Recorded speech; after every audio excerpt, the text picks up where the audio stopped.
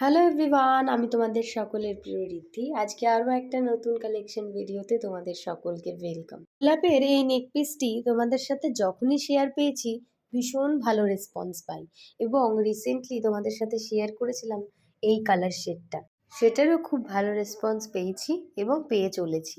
তোমরা সকলেই জানো, যারা আমাকে ফলো করো, আমার পেজকে ডেইলি দেখো, কালেকশন দেখো, তারা জানো এই রয়্যাল নেক পিসটির প্রাইস হচ্ছে 1050।